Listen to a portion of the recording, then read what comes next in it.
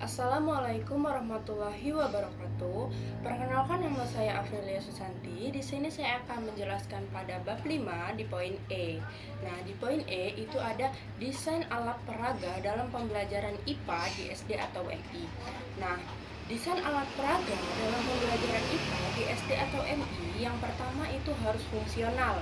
Nah, fungsional di sini berarti tidak perlu rumit, yang penting bisa menjelaskan materi apa yang disampaikan. Yang kedua itu ada alat atau bahan yang digunakan, misal contoh dalam melakukan eksperimen sederhana.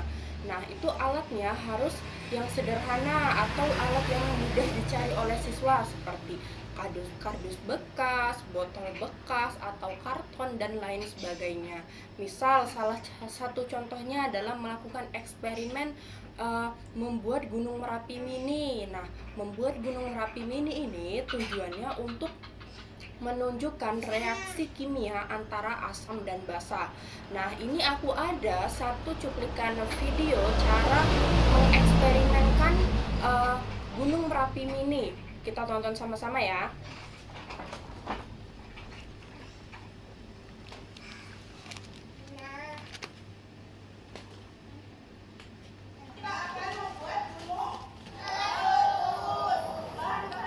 Nah, bahan-bahannya yang pertama itu ada soda kue, yang kedua ada cuka, yang ketiga ada sabun cuci piring, dan yang terakhir itu ada pewarna makanan.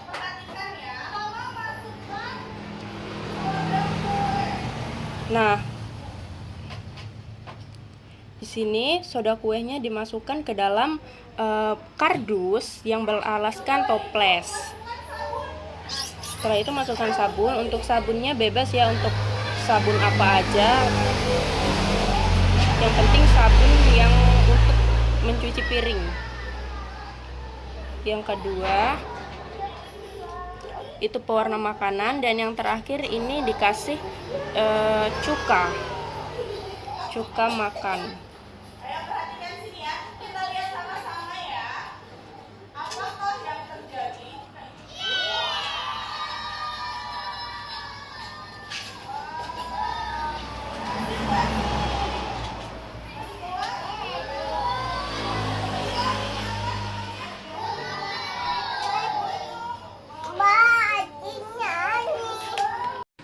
Jadi penjelasannya adalah reaksi antara soda kue basa dan reaksi antara cuka itu asam menghasilkan gas karbon dioksida yang membuat campuran berbusa dan meletus seperti Gunung Merapi.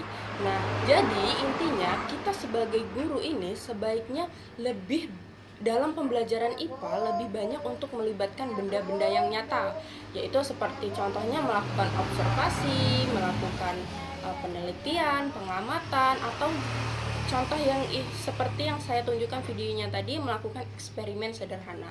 Nah, dengan kita mengajak siswa kita untuk melakukan eksperimen secara langsung, mereka itu lebih mudah memahami materi apa yang kita sampaikan. Karena sebelumnya itu tadi mereka sudah melihat secara langsung, mereka sudah menyentuh bendanya. Jadi mereka itu lebih bisa memahami materi yang kita sampaikan.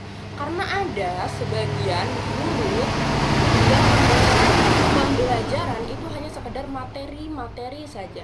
Jadi siswa ini cenderung memahami materi itu dengan menghafal, tetapi mereka itu tidak paham apa yang mereka pelajari ya, karena mereka itu hanya sekedar menghafal, tapi mereka nggak paham apa yang mereka baca.